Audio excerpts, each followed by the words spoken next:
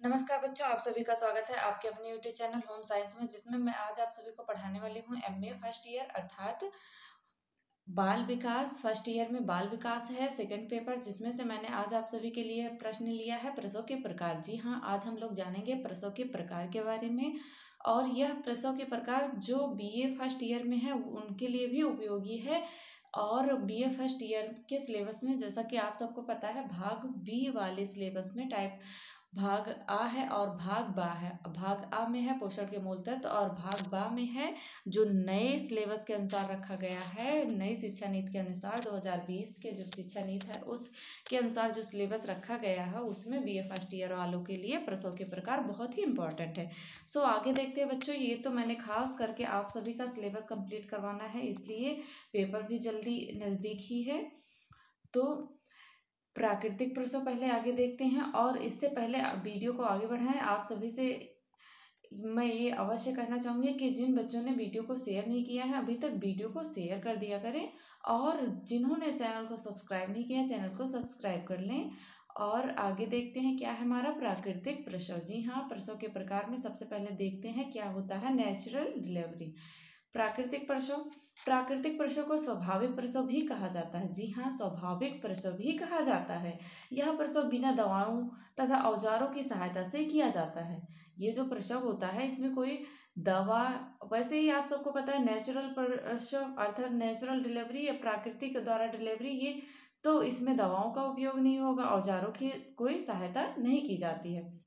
यह प्रसव सामान्य स्थिति में ही संपन्न हो जाता है। कहीं कहीं देखा जाता है कि ग्रामीण महिलाओं को, वैसे भी कुछ औरतों को बहुत जल्दी ही प्रसव कंप्लीट हो जाता है, जो नेचुरली रूप से कंप्लीट हो जाता है। ये रास्ते में ही डिलीवरी हो जाती है। कभी कभी आप सब मूवी वूवी में देखते होंगे कि रास्ते में ही डिलीवरी हो जाती है।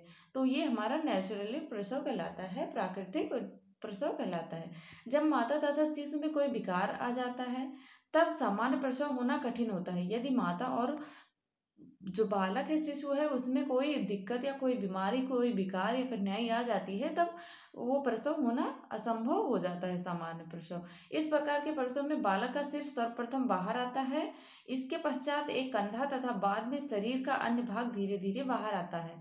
यदि देखा जाए तो बाहर का जो शरीर होता है बालक का, सबसे पहले सर, जो आपके गर्भावस्था को कंप्लीट करके गर्भावस्था में ऐसा बालक जब बाहर आता है तो उसका सबसे पहले बालक का सर आता है, फिर उसके बाद धीरे धीरे कंधा, बाद में से शरीर का धीरे धीरे सभी अंग बाहर आ जाते हैं। इस क्रम में सर्वप्रथम हाथ, उसके पश्चात पैर बाहर आते हैं। प्राकृतिक प्रसव से उत्पन्न बालक अपने बाह्य वातावरण से अतिशीघ्र समायोजन स्थापित कर लेता है। जो प्राकृतिक नेचुरली प्रसव से बालक उत्पन्न होता है वह अपना जो समायोजन होता है, जो प्राकृतिक समायोजन होता है, उसमें बहुत जल्दी ही स्थापित कर लेता है। किंतु सामान्य प्रसव अन्य प्रसवों की अपेक्षा अधिक सुरक्षित होता है। जी हाँ, अन्य प्रसव की अपेक्षा सामान्य प्रसव बहुत ही सुरक्षित होता है। जैसे ऑपरेशन, ये सभी यंत्रों द्वारा, इन सभी से अच्छा सबसे उत्तम प्रसव कौन सा कहलाता है? प्राकृतिक प्रसव कहलाता है। इस प्रकार के समय माताएं तुलनात्मक रूप से कम चिंतित होती हैं। इसमें प्रसव प्रक्रिया की जटिलता कम होती है। आगे देखते हैं, नेक्स्ट हमारा बच्चों, और जिन बच्चों ने अभी तक वीडियो को शेयर नहीं किया, वीडियो को शेयर कर दें जल्दी से। देखते हैं क्या नेक्स्ट है। और आप सब लाइक करना मत भूलें, यदि वीडियो पसंद आता है तो लाइक अवश्य किया करें। नंबर 2 है यंत्रों तथा औजारों की सहायता से प्रसव। जी हाँ, यंत्रों तथा औजारों की सहायता से भी प्रसव होता है, जिसमें इसमें इंस्ट्रूमेंटल प्रसव भी कहा जाता है। इसे इंस्ट्रूमेंटल प्रसव कहा जाता है। जब शिशु का आकार बढ़ जाता है, जैसे कि शिशु का आकार बहुत जल्दी बढ़ जाता है, यदि माँ अपने खान पान में ज़्यादा शुगर का उपयोग करती है तो उसमें शिशु का आकार बहुत बढ़ता है। वह माता के शरीर से स्वाभाविक रूप से बाहर नहीं निकल पाता है, उसका विकास अधिक हो जाता है, तो उससे औजारों की सहायता से माता के जनन अंगों से निकाला जाता है। इसके लिए औजारों से प्रसव का मार्ग का चौड़ा किया जाता है। जैसे कि प्रसव मार्ग तो जैसे नॉर्मल डिलीवरी होती है, प्राकृतिक डिलीवरी होती है, ठीक उसी प्रकार ये इसमें भी होता है। एक चिमटी की सहायता से और कुछ औजार होते हैं जिनकी सहायता से क्या किया जाता है, जो बालक है उसे प्रसव मार्ग से चौड़ा करके प्रसव मार्ग को निकाला जाता है बालक, तथा औजारों की सहायता से शिशु को बाहर निकाला जाता है।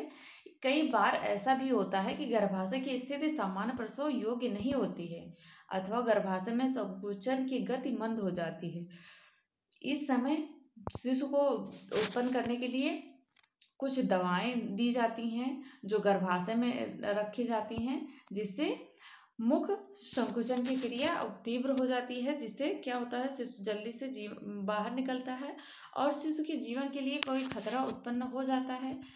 यदि देखा जाए औजार के द्वारा, तो कहीं कहीं औजार भी लग सकता है अंदर, शिशु के जीवन के लिए खतरा भी हो सकता है। उस स्थिति में भी प्रसव औजारों की सहायता से संपन्न कराया जाता है। जैसे मैंने अभी बताया कि दवाओं की सहायता से संकुचन गर्भाशय का मुंह चौड़ा किया जाता है, लेकिन ऐसा होता है, इसके लिए ये कुछ ही सीमा तक प्रभावित होता है, लेकिन इससे बच्चे के ऊपर, शिशु के ऊपर प्रभाव भी पड़ता है और औजारों की सहायता से संपन्न कराया जाता है। औजार से प्रसव कराने में खतरा अधिक होता है।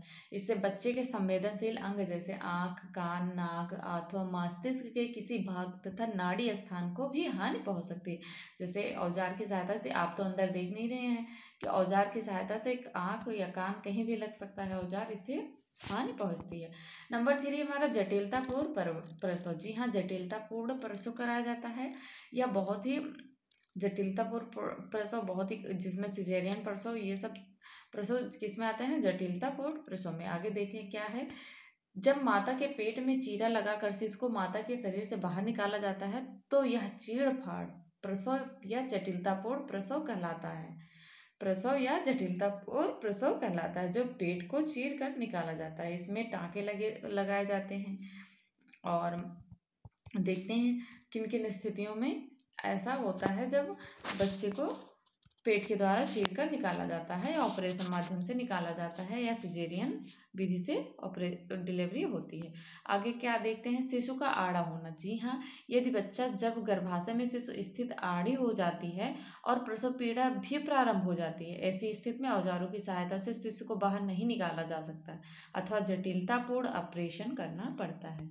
ऐसी अवस्था में शिशु को कोई बाहर नहीं निकाल सकता जब बच्चा आड़ा हो जाता है, तिरछा हो जाता है, तो ऐसी स्थिति में क्या होता है, ऑपरेशन ही होता है।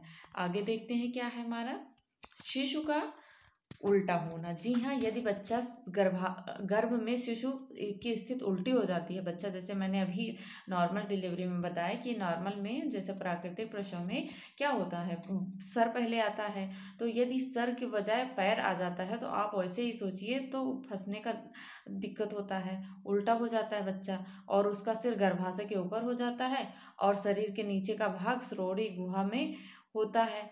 तब ऐसी स्थिति में प्रसव वेदना शुरू हो जाती है। ऐसी स्थिति में निचला भाग पहले बाहर आता है और सिर बाद में बाहर आता है। फिर क्या होता है, सामान्य तौर पर प्रसव में औजारों का प्रयोग आवश्यक हो जाता है अथवा पेट के ऑपरेशन के द्वारा ही शिशु को बाहर निकाला जाता है। हो सकता है ऐसे पैर, यदि बाहर बच्चे का पैर आ रहा है तो दोनों पैर तो बराबर से नहीं आएंगे और फिर प्रॉब्लम ही होगी और इससे बच्चे के अंग पर भी प्रभाव पड़ सकता है। तो नॉर्मल सी बात है, ऑपरेशन ही करना पड़ता है। आप सब लिख सकते हो कि शिशु का उल्टा होना। और 3rd नंबर है हमारा, शिशु का आकार बड़ा होना। और अभी तक जिन बच्चों ने वीडियो को शेयर नहीं किया, वीडियो को शेयर कर दें। जब शिशु का आकार सामान्य से अधिक बढ़ जाता है, जी हाँ, जब शिशु का आकार सामान्य से अधिक बड़ा हो जाता है तब सामान्य प्रसव कराना संभव नहीं होता है। जब शिशु का आकार बहुत बड़ा हो जाएगा, शिशु वजन उसका बढ़ जाएगा, वेट बढ़ जाएगा, लंबाई बढ़ जाएगी, तो क्या होगा, जटिलतापूर्ण ऑपरेशन के द्वारा ही शिशु को निकाला जाएगा। जी हाँ, माता से पृथक करने के लिए ऑपरेशन ही करना पड़ेगा। और 4th नंबर है हमारा, शिशु का गर्भ में परेशान या विचलित होना। जी हाँ, यदि देखा जाता है कभी कभी गर्भ में पानी का सूख जाना, रक्तचाप, माता द्वारा उच्च रक्तचाप की मरीज होना और माँ और शिशु के शरीर में दम घुटने लगता है, जैसे माँ का मरीज होना, ब्लड प्रेशर हाई हो जाता है, रक्तचाप बढ़ जाता है। तो ऐसे में शिशु का जब शिशु है वो माता के शरीर में ही घुटने लगता है, वह स्थिति अधिक बेचैनी हो जाती है। ऐसी स्थिति में जटिलतापूर्ण ऑपरेशन करने के ही शिशु को माता के जननांगों से बाहर निकाला जाता है। और हमारा 5 नंबर है, शिशु के गर्भ में मृत हो जाना। जी हाँ, कभी कभी ऐसा हो जाता है, कहीं अचानक से आपका एक्सीडेंट हो जाता है या कुछ भी हो सकता है, कहीं गिर जाती हैं या कोई कुछ खान पान में या कोई भी दिक्कत आ जाती है जिससे के कारणवश माता के गर्भ में ही शिशु की मृत्यु हो जाती है। इससे माता के जीवन को खतरा उत्पन्न होता है। ऐसी स्थिति में जटिलतापूर्ण ऑपरेशन करके शिशु को बाहर निकाला जाता है। उसके बाद हम 6 नंबर देखते हैं, शिशु का गर्भ में अधिक समय लेना तथा प्रसव पीड़ा का अभाव होना। जी हाँ, कभी कभी देखा जाता है शिशु को बहुत डिलीवरी डेट बीत जाती है, तब भी इस शिशु का जन्म नहीं होता है, गर्भ से बाहर नहीं ना होना और प्रसव का पीड़ा भी नहीं होती है, जो डिलीवरी पेन होता है वो भी नहीं होती। ऐसी स्थिति में जटिलतापूर्ण ऑपरेशन किए जाते हैं और प्रसव पीड़ा के आरंभ अभाव में सामान्य प्रसव की संभावना नगण्य हो जाती है। इसलिए ऑपरेशन करके ही शिशु एवं माता के जीवन की रक्षा की जाती है। आशा करती हूँ आप सबको वीडियो बहुत अच्छा लगा होगा और इसके बाद मिलते हैं। ये वीडियो 2 बजे और 2:30 बजे नेक्स्ट वीडियो के लिए आप सब रेडी रहें। उसमें हम चर्चा करेंगे कि प्रसव की अवस्थाओं के बारे में और मिलते हैं नेक्स्ट वीडियो में। तब तक के लिए जय माता रानी।